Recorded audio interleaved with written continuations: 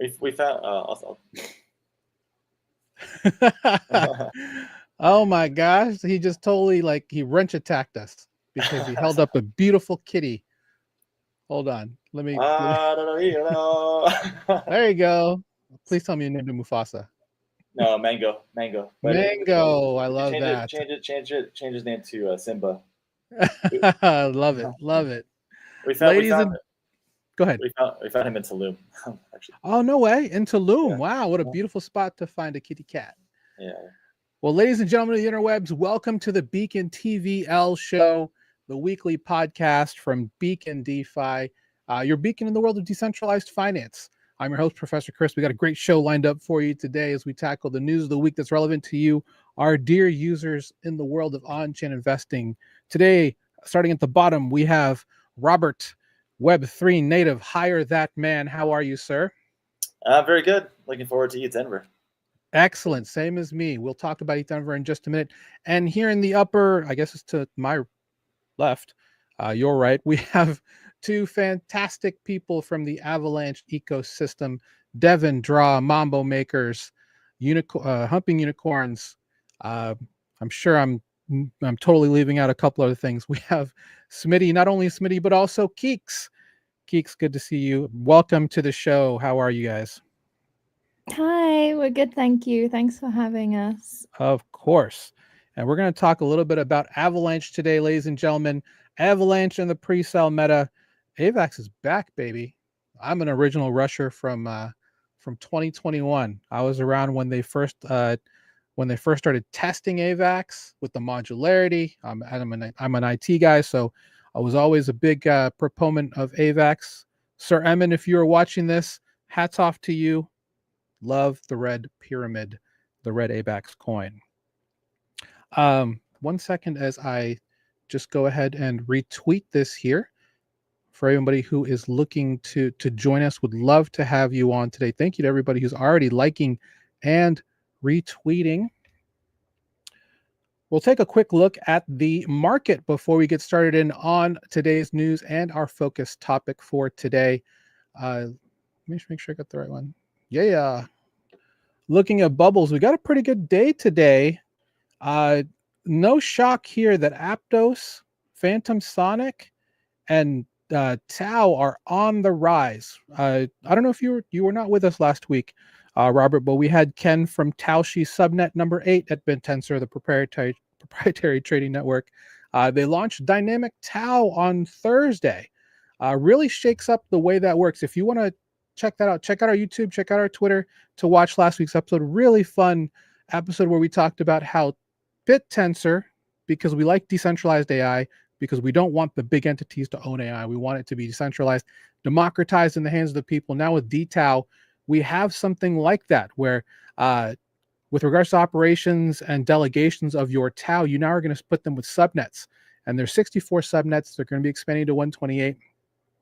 And each of those subnets has a part of the BitTensor ecosystem. And basically, it's going to almost be like economic slashing in a way. Tau emissions will now be coming over to the subnet. So you'll actually, as a staker, be staking with a subnet, and validators are going to be working more with the miners who mine Tau. So real quick, Smitty and Keeks, are you guys familiar with BitTensor? Have you been looking into that? I would say no. I think Keeks is more big into it, but I don't know much about it. What do you mean? I'm big more into it. Yeah. No. Well, it's going to be pretty. It's going to be pretty interesting. I think it's going to be, especially for you, Smitty. You may like the plumbing that's going into a lot of what's going on, because, well, like, I don't know, subnet number 10, which is Sturdy Finance, is still building, but they're bringing in an EVM sidechain to help make it easier for plumbing and infrastructure to roll back and forth between EVM and Tau. So, going to be interesting to see how this all kind of plays out. Robert, I know you've looked into Tau a little bit. The fact that they've moved forward with this and really just carved out an entire ecosystem of multiple departments, if you want to call them, all working together for the greater good of decentralized AI and just providing compute and a variety of different concepts in a decentralized manner with regards to AI. Your quick thoughts on that before we move on. Yeah, I'm curious to what extent agents will be involved in the DAO, the different DAOs. They will be. So Mode, which is a layer 2 OP superchain, they've pivoted from just being a regular, Optimism superchain layer 2. Now they're specifically pivoted towards AI and AI agents. They actually found a way to acquire subnet number 50, which they now call Synth, which will literally have agent LLM type of stuff and predictive analytics specifically in there. So they'll have APIs, pipelines, infrastructure, all there, with our friends at Pyth being the major infrastructure for oracles, providing all of that to the entire ecosystem. So yeah, interested to see where we get with AI. I know that there's certainly a lot of AI agents now on various platforms, like on Solana, on Base, Arbitrum, that are using BitTensor plumbing in some way to provide data. And that's really the one thing, is that we're looking to have more access to data, LLM type stuff in a decentralized way, which I think is bullish overall for the ecosystem, especially if they can find a way to mimic Operator, which is the web browser portion of ChatGPT that's been released. If someone can come out with that type of technology for the decentralized space, where agents can do web browser type of things, even if it's headless, for those of you who understand what that term means, that would be supremely awesome. Looking at the market real quick, for anybody who's been looking, we have started to inch back up. We're at back above 96 for Bitcoin, looking back up to reclaim 100K. But ETH is starting to get bids. This is an interesting chart, because they've been lagging behind for quite some time, but we're starting to see some bids. A lot of people starting to look back into bidding into ETH. Now, of course, ETHDenver is next week. That makes a lot of sense. A lot of people like to, buy the rumor and possibly sell the news, but generally around this time, ETH is fairly high. XRP also high at this time. Solana, however, is taking a big fat beating straight down the chart.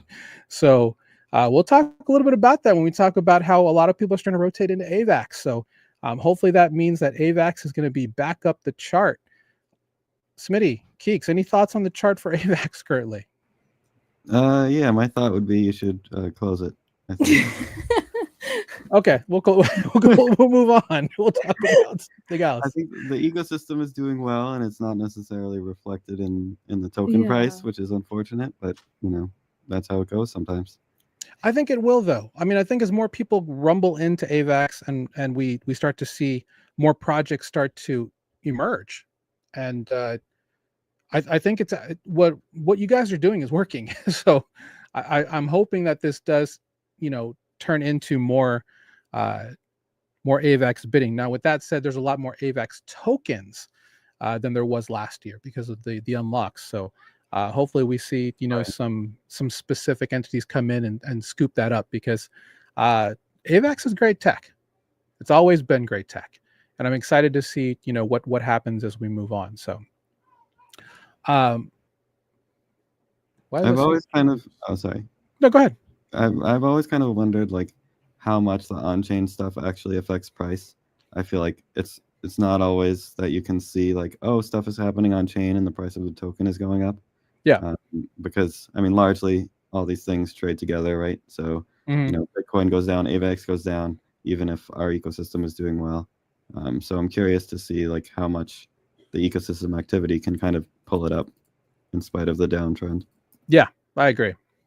Yeah, it's an interesting time for altcoins and meme coins right now, with a lot of the issues that have been going on. We're not really going to talk about that too much, guys, but just know that we're kind of in an interesting crossroads, because there's a lot of people trying to FUD the timeline about just emerging products, and we're not going to let a country rug and some really bad actors kind of spoil the party for the rest of us, because the world that we're in, if you want to call it on-chain investing, if you want to call it greater DeFi, Web3, it still is the future of how all of this is going to go. We all work full time in this space, so we fully believe, and hopefully through our initiative here at Beacon, we can get more people to believe, and that's going to be the great part about when we go to ETHDenver, when ETHDenver starts next Saturday with the Bidlathon. It is the world's largest hackathon for anybody who's watching.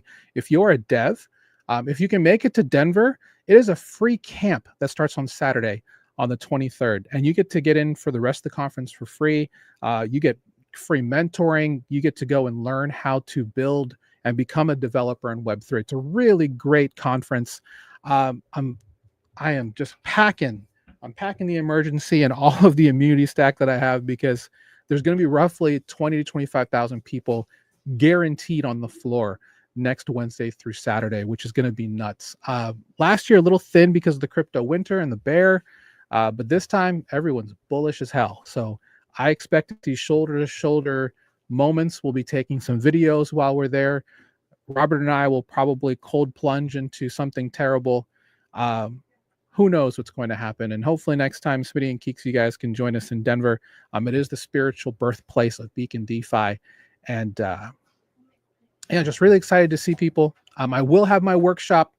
Just so you know, if you're there live, you can join me live. It'll be on the 27th from 1 to 5 p.m. We'll be doing a great workshop there. It will be live streamed to all of our Beacon Mastermind and Beacon Accelerator members. So yeah, excited to see you all there. And have a great time if you're there. There are ways to still get in free if you want to get into ETHDenver for free. Generally involves just being a part of the Spork DAO. I'm a longtime member of the Spork DAO. I hold a Bufficorn Build Brigade NFT as well. So hello to all my fellow Bufficorns if you're watching this show. Before we move forward, I did want to, my goodness, what did I do here? Wow. I've broken Skool somehow. There's a lot of stuff that looks like us. That's interesting. Check us out at Total Value Locked. I'm sure my screen is perfectly not working. But anyway, feel free to join our free group. It's at skool.com/beacon. It normally looks a lot nicer than this, but not this. I don't know what's going on here, but let me see if I just do it. Yeah, no. Yeah, we've broken the internet again, guys, but this is our free group, Total Value Locked. You want to learn about on-chain investing, blockchain investing, decentralized finance. You can do so for absolutely free. We are the #1 here, as you see when we come up here for Total Value Locked. Come and join us. Absolutely free. Learn from the best in the business at TVL, at skool.com/beacon. Moving on to the news really quick. Howard Lutnick, U.S. Commerce Secretary, confirmed by the Senate as the new Secretary of Commerce. This is actually important for two reasons. #1, he's the chairman of Cantor Fitzgerald, the very large financial firm. They hold 5% of a stake in Tether, which is the USDT stablecoin, USDT Zero, Hadron, Alloy, XAUT, a lot of stuff that Tether has out there. You're going to see a lot of pro-crypto, pro-blockchain, and pro-DeFi legislation with him in office. You can book that. Him working together, you know, with the Secretary of Treasury, we should see some things that hopefully will benefit all of us in terms of DeFi, not just whales like Smitty and Keeks. And we'll see what happens moving along here. So overall, we're looking to see a really nice atmosphere where more crypto companies are going to be coming back to the U.S. Mainly because of tariffs, but also because of promised quote unquote incentives to those who launch crypto and digital asset based companies here in the United States. So Smitty and Keeks, I just wanted to ask you guys, since you guys are all over the world, is there any sentiment of other teams looking that you know of that are looking to possibly come back to the US, or is the US going to be the new bullish place if you are a crypto founder? I was actually talking with my friend about this because he was wondering why, what the US does matters so much, but it seems like it really ripples out across the market, and such a massive user base is based in the US. So US policy tends to shape overall crypto sentiment. And I don't know really why it's that way. Yes, it's a large user base, but there's a lot of the world that's not in the US, right? But it seems like what happens here has such a massive effect. So I don't know. It seems all bullish to me. Getting people in the administration that are pro crypto can only be good, right? So it's interesting that they have such a big stake in Tether.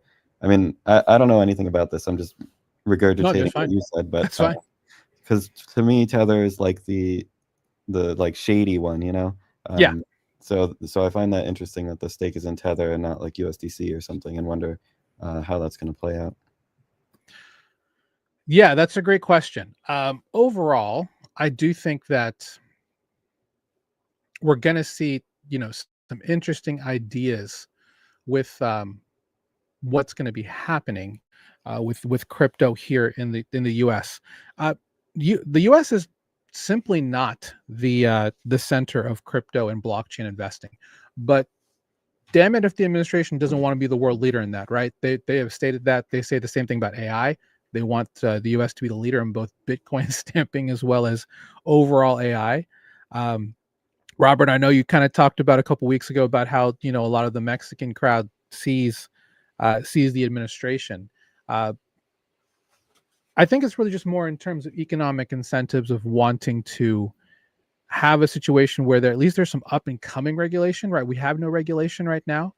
I don't know if there's any specific regulation frameworks there in Mexico, but how's the buzz out that way? Yeah, I mean, I think there's not much in terms of regulation. There's just a little bit of tax law. But no, that's definitely a lot of buzz here. It's just growing. It's just it's just in an earlier stage of development as far as communities go. Yeah, and overall, guys, the reason I'm talking about this is if you are a crypto founder, if you like myself and you are US based like myself, we're hoping for moves like this to make the transition to digital assets overall a lot smoother, right? Because the last administration, really just poured on the influence that digital assets are bad. We should have things like a central bank digital currency. The only people who use digital assets and crypto are sex traffickers and drug lords and terrorists, and that's simply not the case. There is a true financial subsystem full of great picks and shovels and great projects, like many of the projects that our groups represent, that deserve to be seen and heard by the public. And having a better pro-crypto environment where that can happen, I think is going to be key overall. So coming into Bitcoin 2025 in Vegas, which we will be at in June. Is it June or May? I don't know. It's going to be hot as hell. But I'm excited to see where this year is going to land. We're nowhere near the cycle top. If you guys are curious, I think people may have takes on that, but the lines are definitely blurring on what traditional super cycles are going to look like. But right now we're in a very interesting spot where we're going to see some interesting legislation that's going to be very pro crypto, with not only Howard Lutnick at the helm, but also with President Trump and his brands, moving forward. So another part of that, I think, is going to be with Hyperliquid. So Hyperliquid launched HyperEVM 2 nights ago. I was getting ready to go to bed, then I heard that they launched, and I was like, oh, here we go. Hyperliquid, for those of you who are not aware, it's a Cosmos Layer 1 blockchain. A lot of people don't know that. But their front end into Hyperliquid, which is a perpetual DEX trading platform, is through Arbitrum Layer 2. That's how you onboarded USDC into the system. They now have their own Layer 1 HyperEVM. So that is launched now. We're going to see this huge stack of different things with oracles, perps, vaults, governance through the Hype token, as well as staking. There's bridging already. They're actually coming out with something very interesting, and I don't have it here. Something that I found very interesting as well. It's called hyperunit. There you go. And this is being, oh no, sorry, VPN. Anyway, hyperunit. I should just do the Twitter. This is why I had the VPN on. But hyperunit is going to be an easy decentralized asset tokenization layer. So if you have native Bitcoin, Sol, ETH, maybe even AVAX, you can actually send it directly to Hyperliquid and trade spot. This is shades of Thorchain in my personal opinion. Having the ability to have native CEX or SEX-like interactions in a decentralized arena is huge and is going to be key to have more of this moving around. Hyperliquid's great. There's some centralization issues, I think, with them, but hopefully as they've launched and more HyperEVM starts, we'll get more decentralized validators to support Hyperliquid. It is already the largest perp dex in crypto, where you can trade perps as well as spot. And perps are non-expiring DeFi options. You're only going to find them in DeFi. If you do this in TradFi, obviously there's like a date, but there is no expiration date for options in a DeFi arena. You will have to pay what's called a funding rate, whether it's long or short, to hold the position. But you have options that never expire, which really makes for some really great ideas, like using delta neutral hedging, for example. So you can farm something long on a protocol, and then take out a short position on Hyperliquid. And you can also do leverage and margin and all that type of stuff. So excited for HyperEVM, excited for more things to move forward. Smitty and Keeks, are you guys using Hyperliquid at all? No, I feel like I'm definitely missing the boat on this one. I feel like everyone got the massive airdrop, and then everyone's still using it, and I know they're going to get another massive airdrop. Yep. Yeah, we missed that.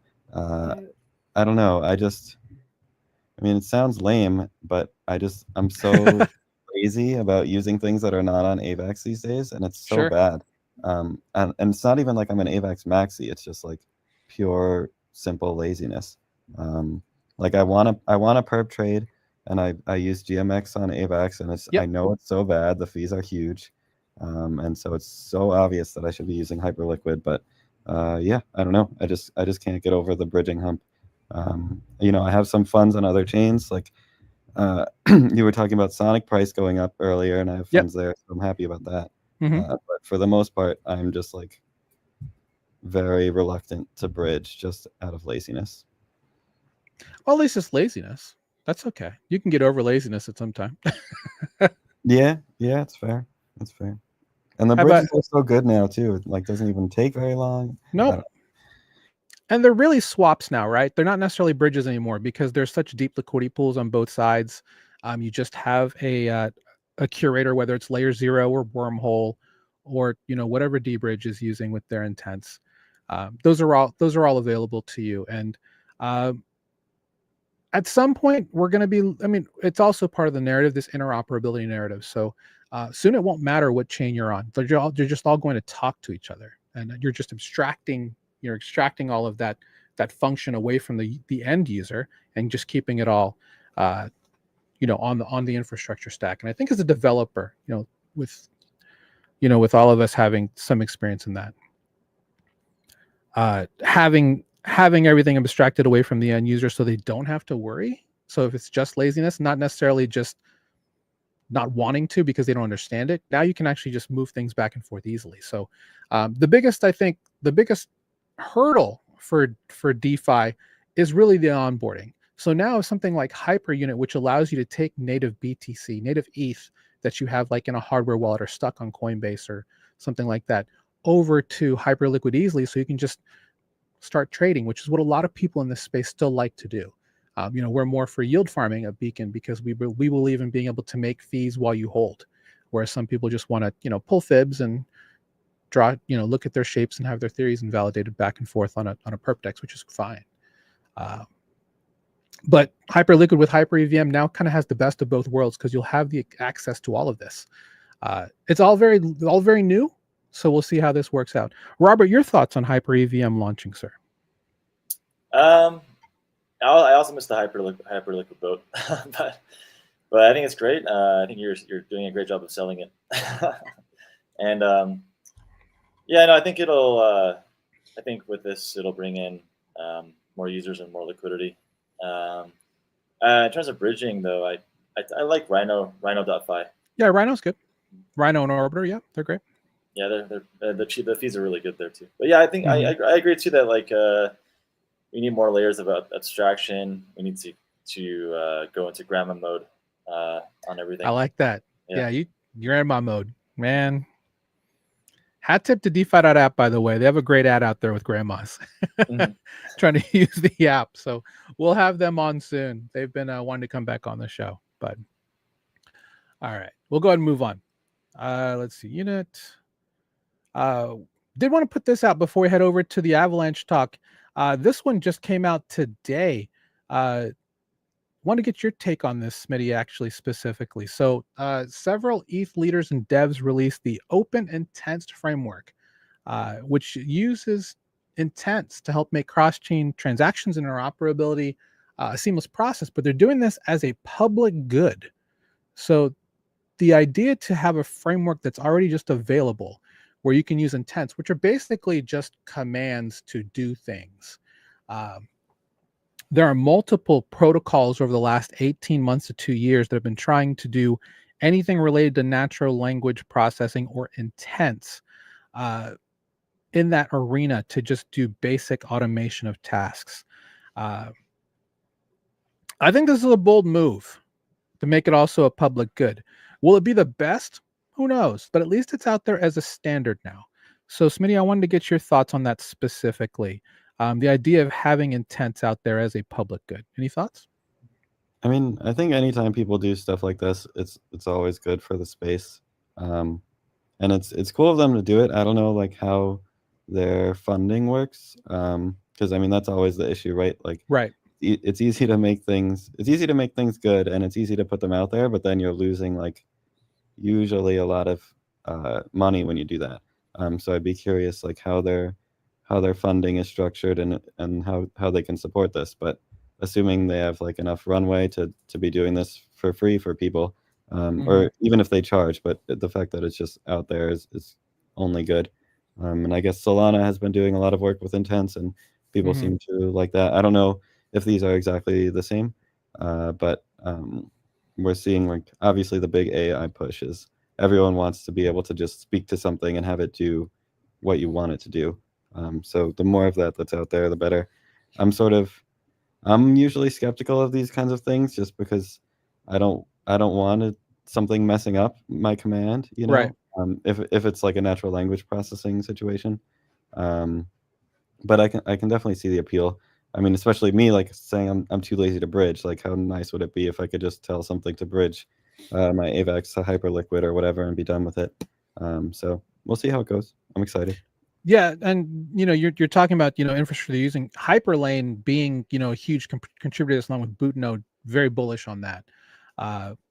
You mentioned Sonic, and of course I can't think about Sonic without thinking about Daniel Sestegale with Hayanon and his push for the I think it's called Automate, name of the framework that he has. It's very similar to this, but having intents available, multiple protocols in EVM like Aperture, we're looking to have third-party solvers. I think there could be a future where we see third-party solvers who literally, so for just to kind of back things out, we have intents, ladies and gentlemen, right? If you're listening to this, the solver would be the one who goes and helps make that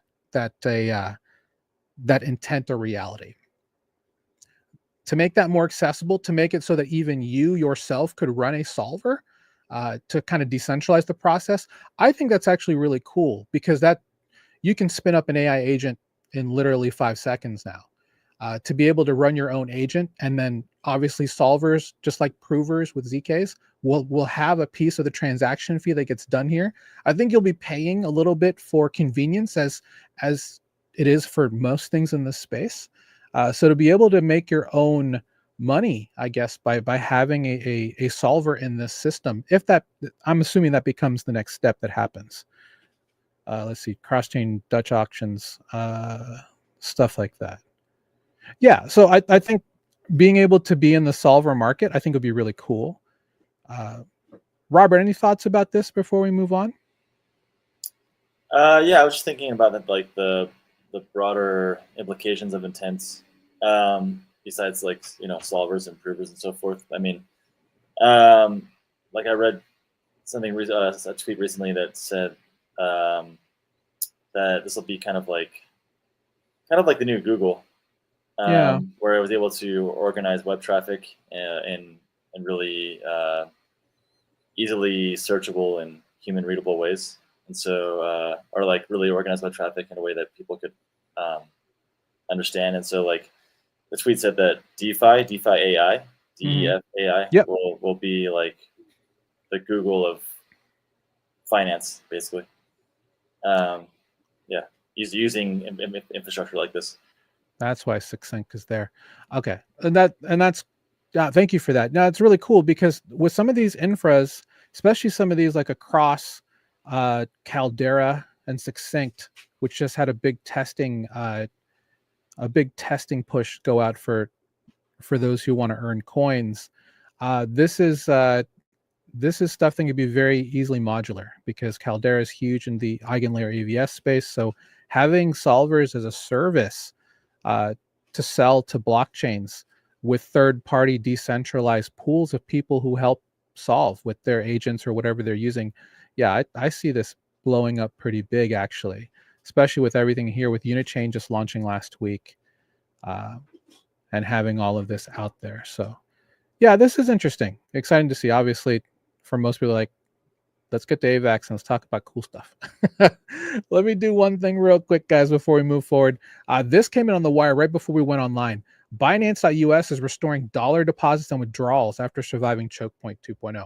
That's probably the other thing, guys. That's probably the biggest part of President Trump's executive order to protect anyone who has digital assets, miners, institutions who hold crypto assets, is that the bullshit that was with Chokepoint 2.0 isn't going to be happening anymore, at least for the next 3 to 4 years, right?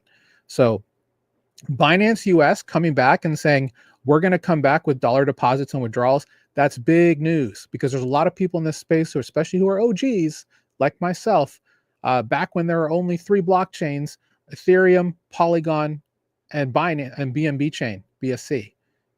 Binance.us was pretty much a lifeblood to get into DeFi, and then you would take a bridge between BSC and Polygon, and pray there was liquidity to bridge over. But the fact that after everything that's happened, them trying to shake out everybody at Binance to get out of the US, and now people are clamoring to get back in the US with Binance.us now restoring its fiat services, this is bullish because I know a lot of people who use Binance, and let's just hope that the holding period isn't as long. Now, of course, we still recommend Coinbase and to some degree Kraken and Crypto.com as tier 1 services, but Binance.us was one of those as well because they had a really good interface to onboard, and we need as many places to onboard as possible. So I'm just going to grab a quick analysis from any of you guys. Smitty and Keeks, any thoughts on Binance.us being back in the US? Bullish, right?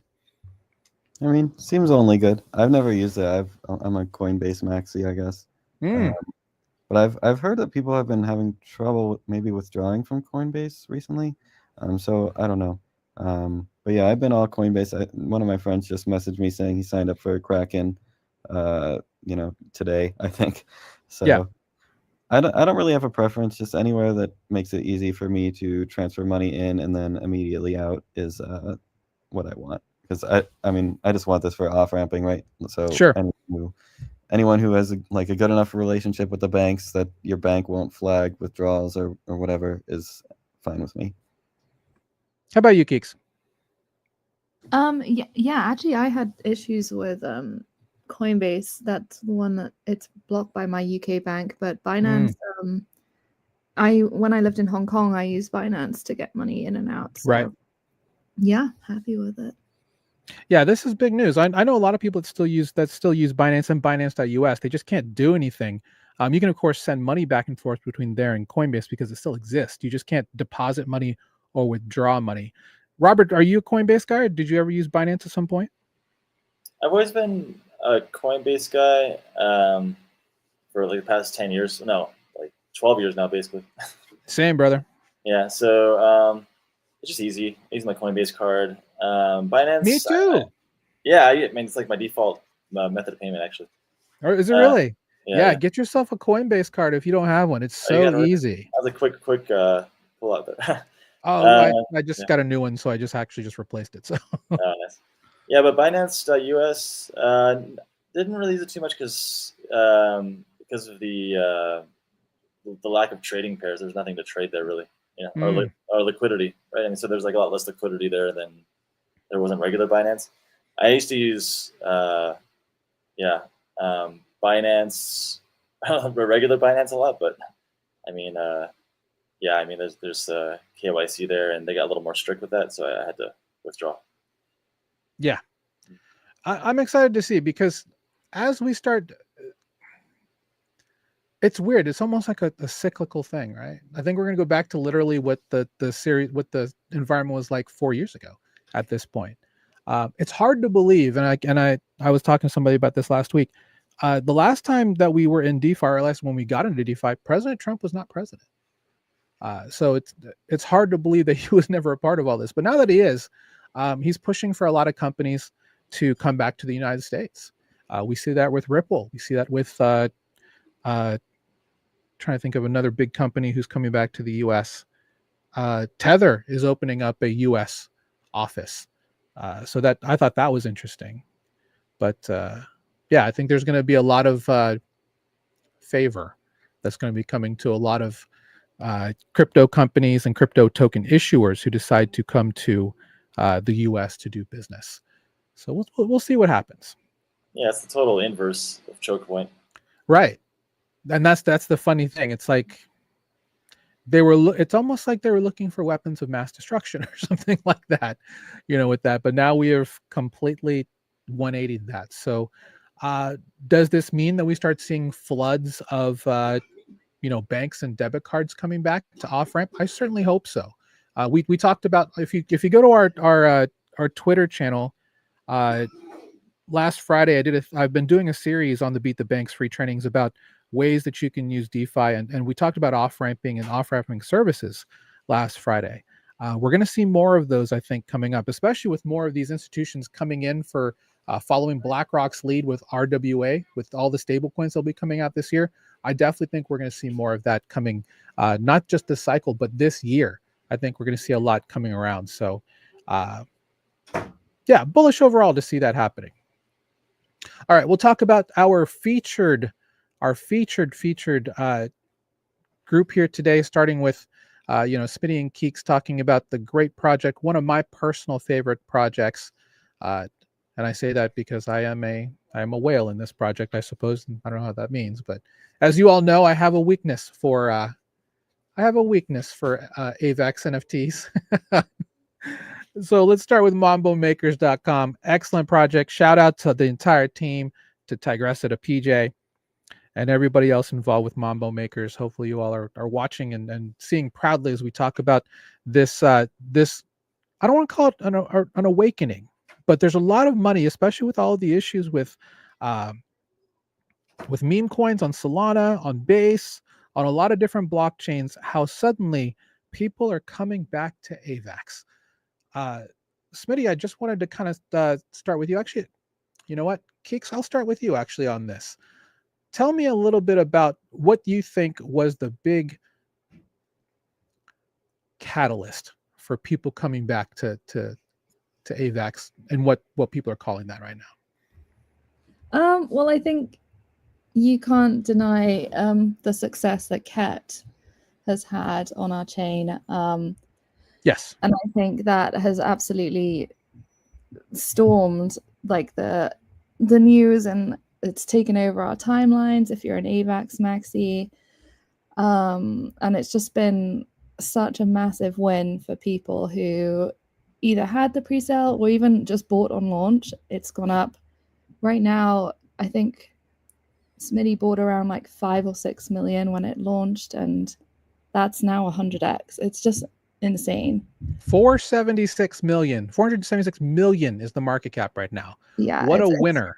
I know, it's so good to see, and it feels so good for our communities. And then obviously following it in its footsteps closely behind is Wink. And again, it's just been brilliant for our communities to be so heavily involved in these projects and have massive wins. It feels so good.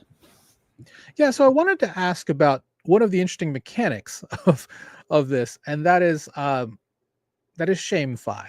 That's how I've heard it described. Now, it may not necessarily be that, but it's an interesting mechanic to keep people engaged and not selling off their bags.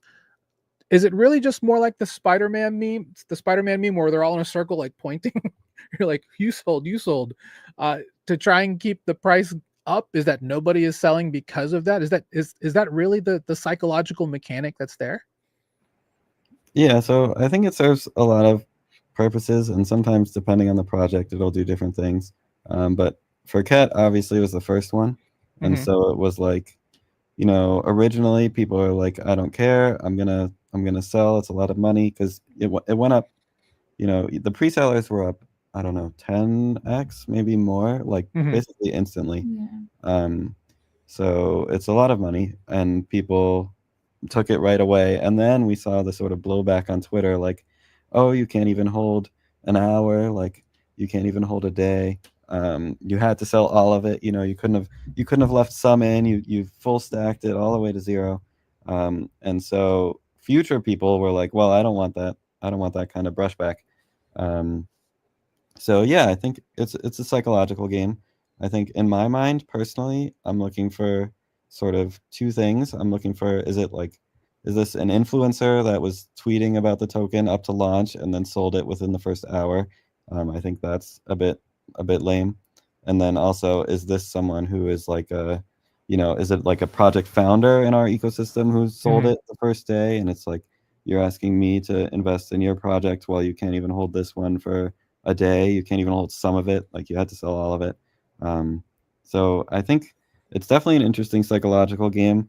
Personally, I'm always a fan of taking profits, so I don't want to lean too heavy on it. It's just, yeah, those extreme cases, like I was saying, like the people that had to sell all of it immediately, the people that were, you know, bull posting up until launch and then immediately sold all of it. I think those are the things that sort of stand out to me. It's like not every sell is equal, right? The people who are sort of taking their time, selling a bit at a time, I have really no issue with that.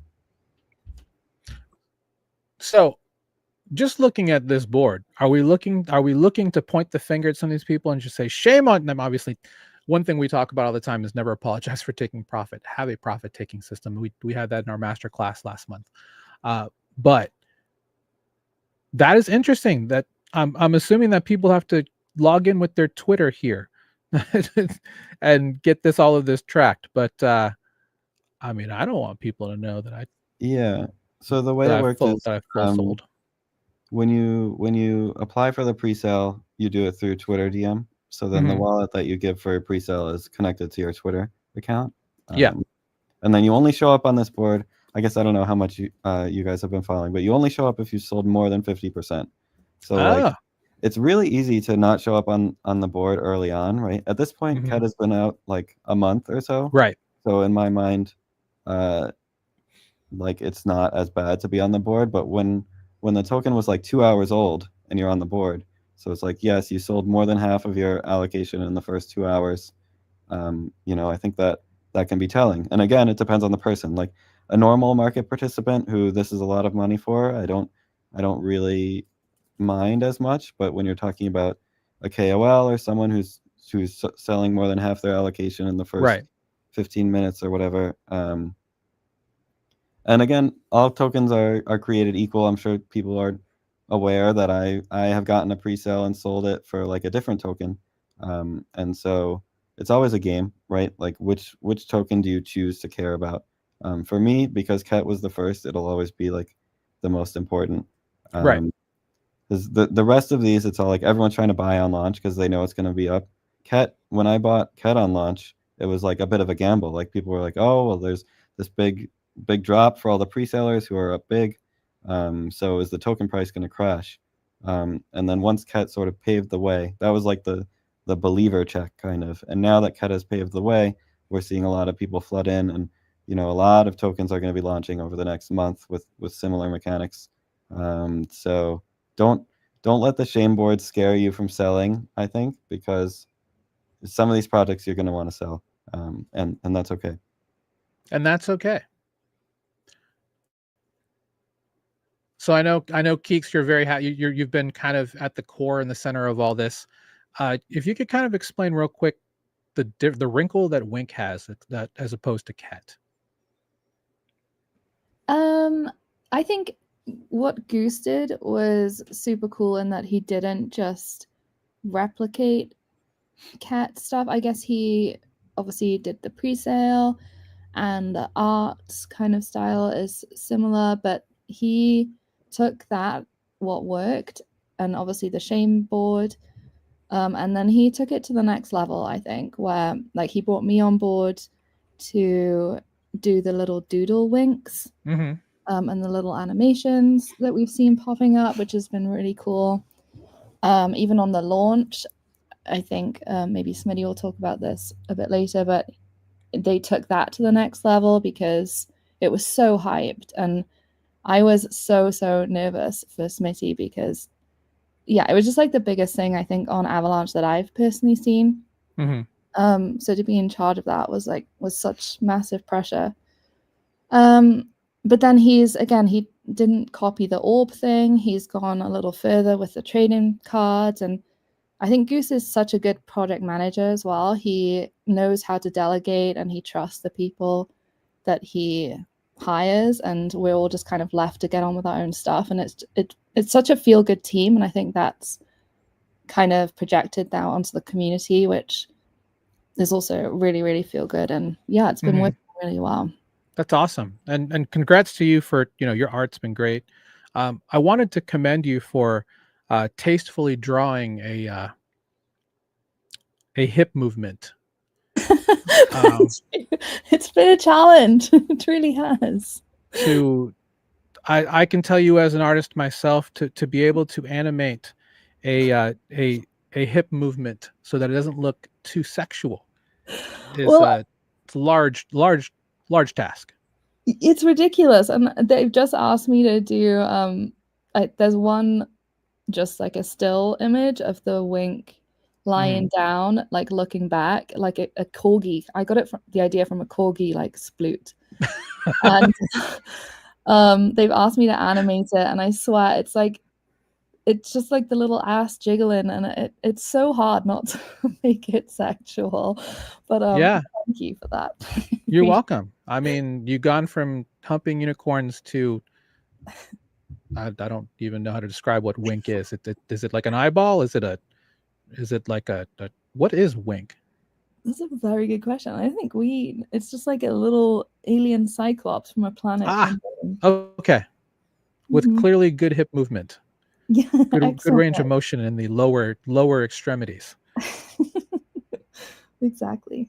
Robert, I know you're listening here. I'm curious. Are they selling you on this? Are you ready to join the diamond handers here who don't want to be shamed publicly? I mean, Smitty's right. I mean, we've seen some copycats already come up. I think there's one called Blub, for example. Oh man, the art on Blub is giving me weird hentai nightmares. But it's kind of crazy. What are you thinking about all this? This is my first time hearing about it, so it's new to me. But so just to be clear, the way this works is it tracks different holders. Yeah, if you sell, if you get a pre-sale and then you sell, you're on the board. Right, but you have all that connected. Yeah. Okay, but this could be built for any particular project. Correct. I think Ket has the bones to really apply to multiple projects, and there are multiple projects coming. I'm seeing some of this evolve, and I'm like, this went from just a cute little experiment to like, holy shit, there's all kinds of stuff going to be happening on AVAX to where people are not going to try and sell and out-hold each other, which is, when you think about it, that's awesome. But at the same time, it's like the ultimate weird game of chicken. But at the same time, I mean, it's working. And that's the one thing that I wanted to definitely bring, Keeks and Smitty on for, is like what's being built here is phenomenal. People are noticing. There are people, I know multiple people who are rotating out of Sol back to AVAX because they want to be a part of this community. No secret, I hold more than 1,000 AVAX NFTs. I love all of this.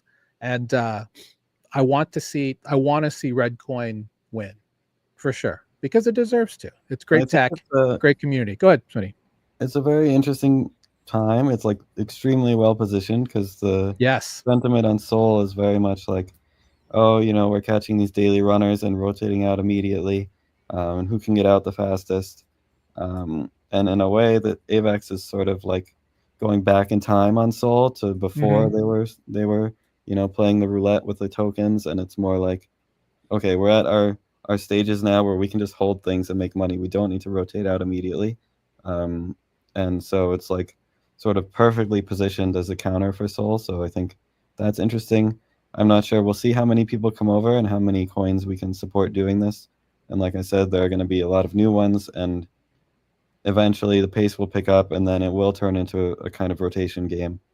So the question is, like, how long can this, like right now we're sort of in like this golden era of like you just hold the coin and it goes up. So how long will that last before the rotation game kicks in? Because I think that's the natural progression. Like it just can't stay this way forever. Yeah. But the really interesting thing is you're sort of in a flywheel, right? Because one token will release this board, and then you're on the board, so then they don't invite you to the next token pre-sale. So it's that sort of like, yeah, exactly. So that's how they sort of like string you along.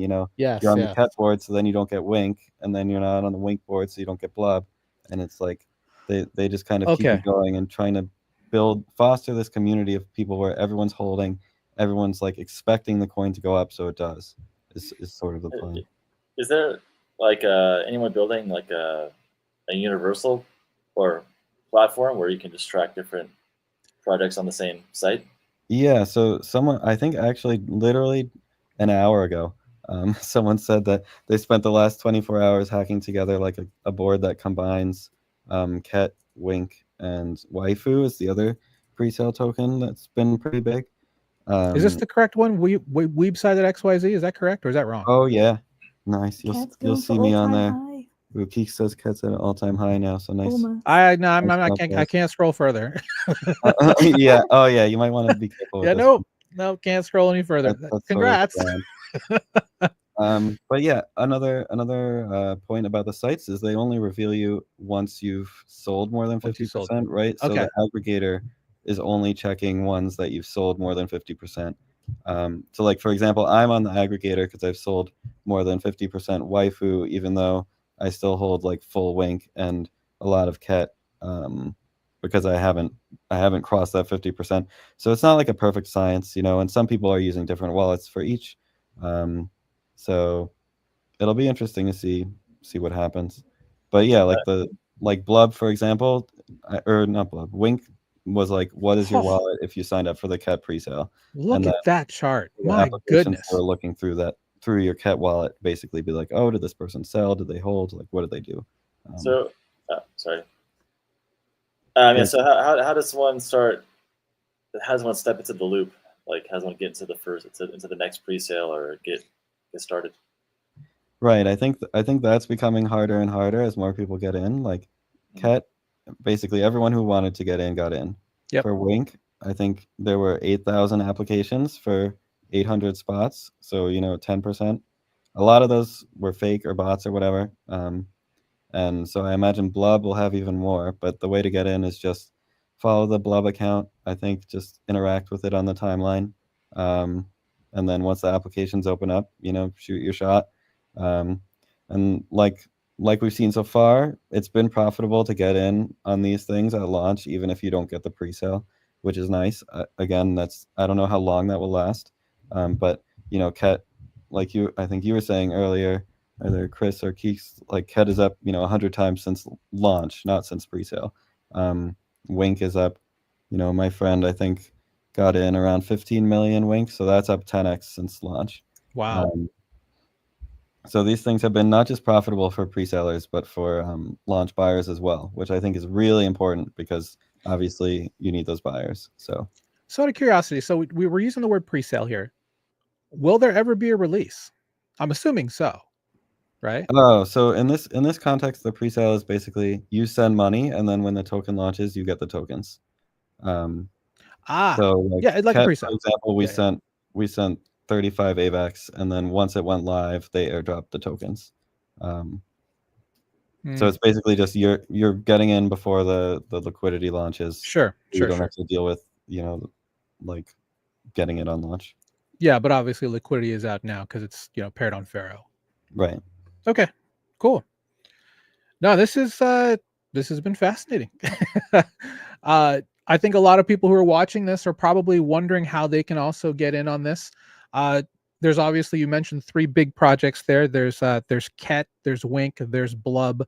There will be others who are coming, and if you want to learn more about them, feel free to check out our group. We're happy to give you some ideas and some thoughts on how to get in there. But you can get there from the socials. Another one you mentioned, Waifu was another one. But I wanted to also just kind of mention some big name projects. We were talking about this last night, Smitty, about projects that are probably on the radar. I can't talk about Juicy. I can't show Juicy, of course, but the Arena is one that's also huge. This is SocialFi in a different way, right? This is different than, I'm trying to remember even the name of the old project that was before the Arena. Friend Tech. Yeah. And this is just SocialFi, right? Yeah. So, I mean, I'm probably not the best person to speak on this because I'm not really a big SocialFi guy, but okay. Arena Keeks, is. Are you a SocialFi person? Unfortunately, Smitty's very negative sentiment towards SocialFi has rubbed off on me. But I mean, they've been building it. It looks exciting. It's nothing against the project in particular. I think they're doing a fine job, and I have friends that do like contract work for them. But yeah, it's essentially just Twitter, but with some crypto aspects. Like it's like Twitter if each Twitter account was its own meme coin, basically. Right.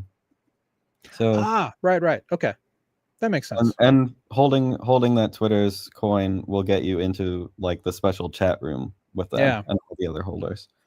So I think it's an interesting concept. Personally, I'm not a big SocialFi person. I think it sort of amplifies the worst parts of social networking now, and so I tend to stay away. But the Arena is definitely, as far as I've seen, it's the most fully fledged SocialFi app across crypto. So they're definitely working hard. That's great to hear. So if you're into SocialFi, you're curious about something like Friend Tech or even something like time.fun where your time is tokenized on Base, or like fantasy.top, something like that. That's more KOL based, but wanted to do a quick shout out to Chris and Candice for Xkova. Been watching them as they've been growing, their projects, big supporter of them. That should be something you guys should possibly look at. There's a wait list specifically for them. I would love to have Candice or Chris on the podcast sometime in the future, but Candice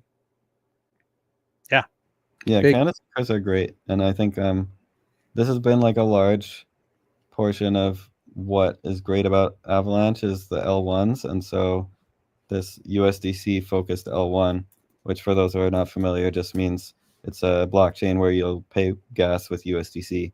And I think it'll either be gasless or very low gas, as these L1s tend to be. So yeah, I think it's a nice solid use case for AVAX. Good use of the technology, as they would say. So we'll see. Which is what we need. We definitely need that kind of stuff. My goodness. Thanks guys for being here today. AVAX this is some really great stuff. Longtime AVAX fan, of course. You going to be an AVAX maxi now, Robert? I think I'm sold. Yeah. There we go. We got another. We got one. Yeah. We got one. We got one. Go. Obviously not financial advice. Go get yourself some mambomakers NFTs. Expensive. My friend is somewhat of an influencer, I would say, and he's just been tweeting because he's working on something for us. And so the price, like literally today, just went up a lot just because he tweeted that he was working on something. Oh, no way. Congrats. I find, well, I don't know. I like people to be able to get in at, whatever entry they can get in. So, but it's just hilarious. Like he's tweeting about something that we already announced like a while ago, and now the price goes up, and it's like just watching people follow it. It's funny. I'm no longer I'm like in the top 30, I think, on the Mambo board, but yeah, obviously, full disclosure, I'm a big fan of mambomakers.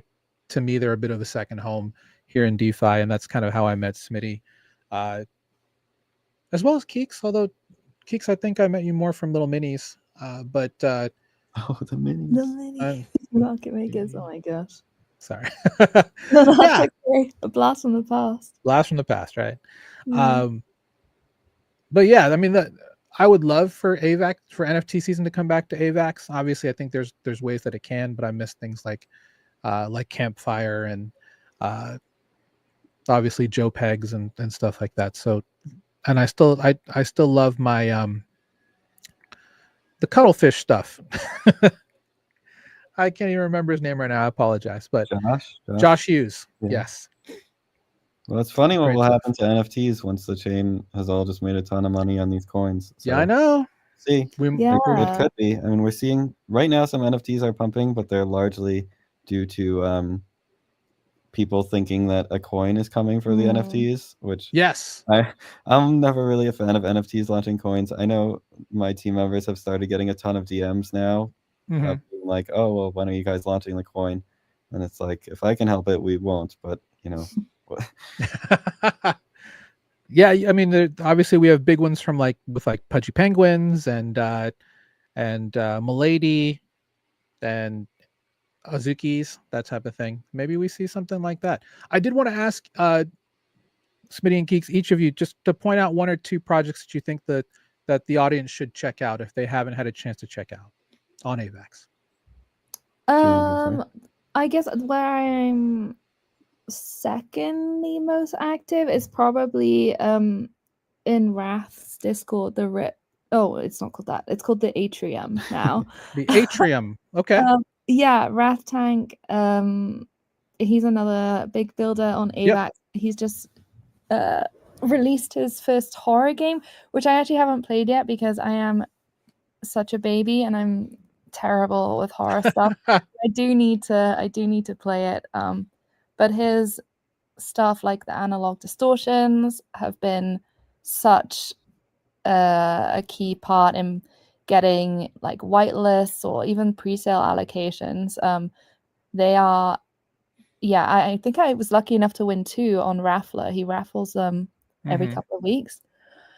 And yeah, he runs a great community. He has like a ripped DAO section where he did rippers, right? Yes, I have rippers. Yeah, great. Well, he would be mad at you for saying that. Sorry.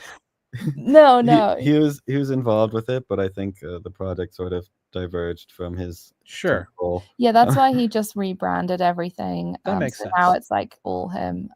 But yeah, he's like one of my favorites to get involved with on AVAX. All right. So the Atrium. Yes. Any other projects that people in our group should be looking on the lookout for? I think in general we're not like big tech people and more of like people, so we tend to hang out where the people that we like trust and like are. So Wrath is definitely one of those. Bear, one of our community member / friend Bear is releasing his own little NFT educational project as well. So I think that's something to check out.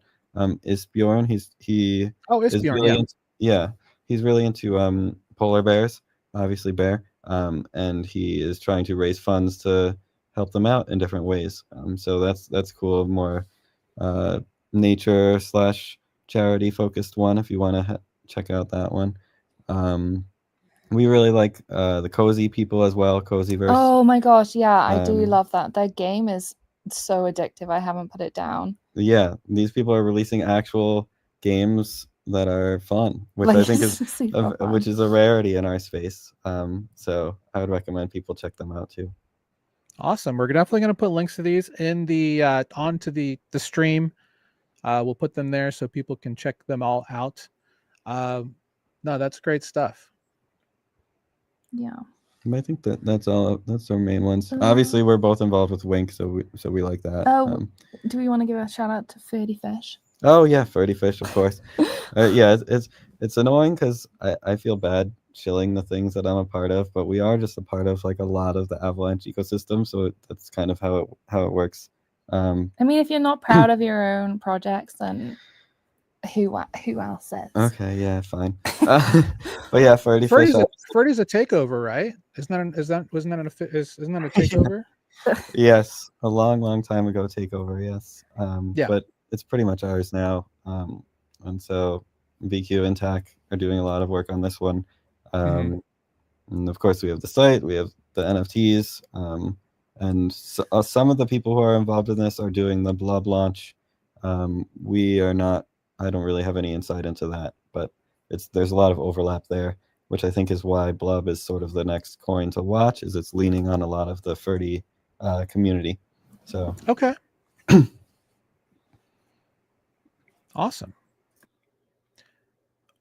Well, this has been great. I appreciate you guys coming on. It's a long time coming to have you on, Keeks. So thank you so much for joining us.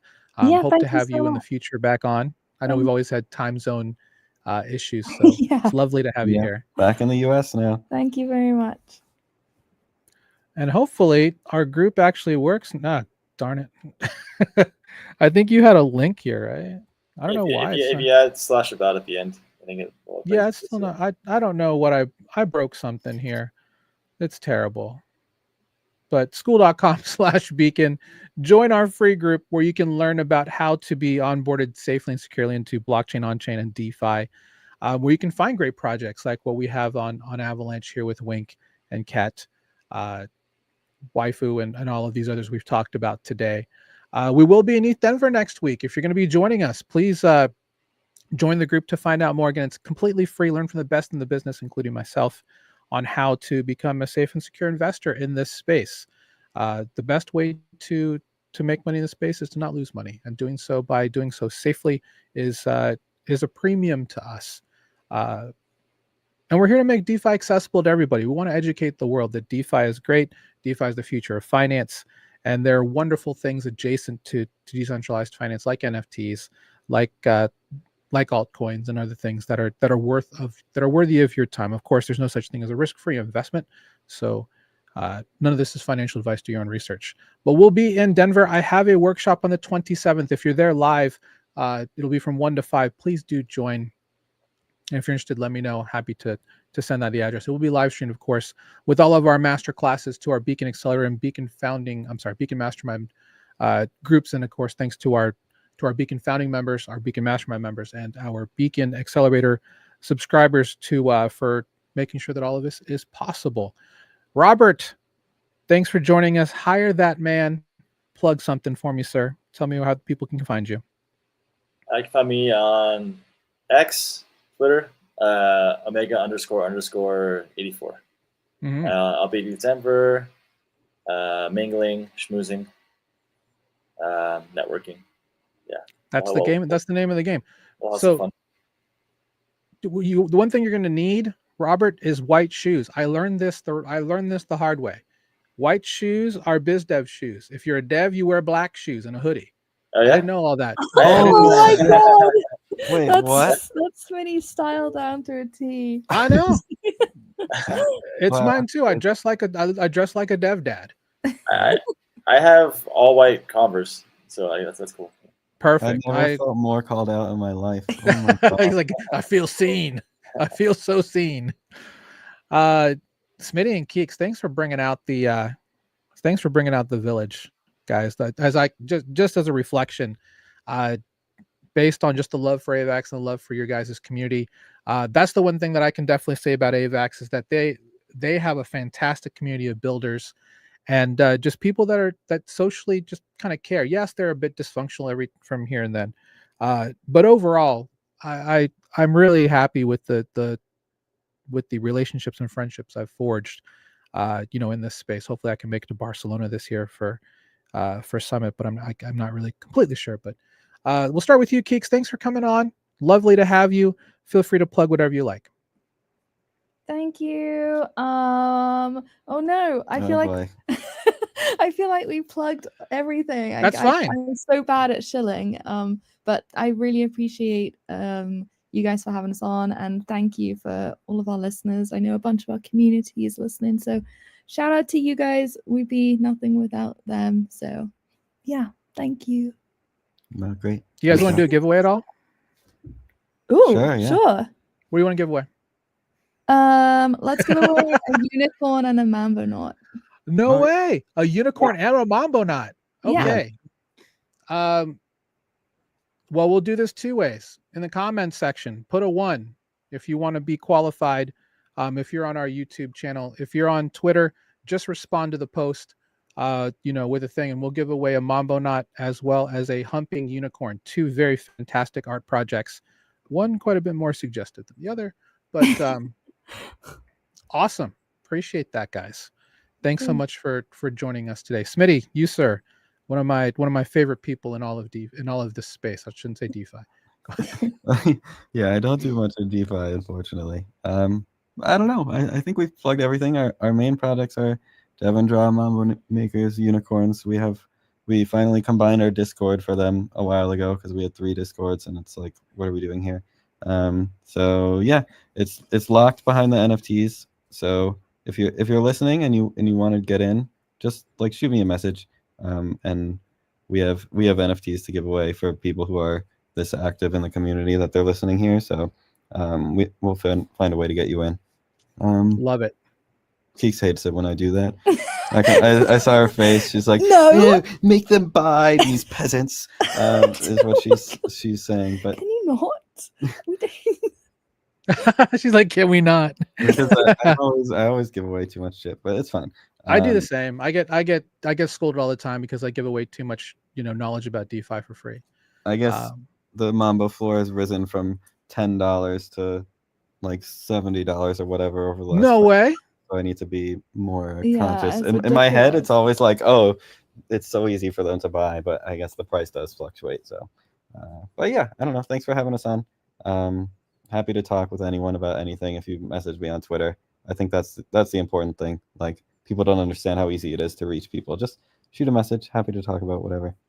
And I love that because I know some people when they talk to me like I give them a coaching call or something, like I feel like I'm talking to a celebrity. We're all very approachable. We're all regular people just like you, and we're all here to build a greater future for what's available in all things crypto and digital assets. So to echo what Smitty said, feel free to reach out if you ever want to talk or whatever. We're trying to build a community. Thanks again to our TVL community. We have more than 1,200 people now since actually tomorrow is our 1-year anniversary. I will be giving away some things on TVL in honor of our 1-year anniversary. February 20th was the date that we launched our free group TVL last year. I have all kinds. I just opened up all my swag bags because I'm packing some stuff for Denver, and I've got so much stuff to give away. So we'll definitely be doing that. Join us, skool.com/beacon. Happy to give some stuff away with regards to that celebration. So yeah. Oh, one thing too, like and subscribe. Follow us on Twitter. Like here. If you're enjoying the value that we give. We do this every Wednesday, 1 p.m. Eastern. We've been doing this show since December 2021 in some form. And our goal is to take the news of the week and interpret it for you as a future or prospective on-chain native or investor in this space. That's our goal, to make sure that you can see the news. And there are more people that don't understand the news to how to interpret it than there are. So thanks to everybody who's a part of our community making this great. We'll see you next week. Actually, we won't see you next week because we'll be at Denver the entire time. So we'll see you in 2 weeks for the next show. If we have some content, we'll do it. But other than that, thanks for joining us today. Thanks everybody here. I got to hop on a plane in 45 minutes. See you later. Beacons up, banks down. Take care, guys. Don't disconnect just yet.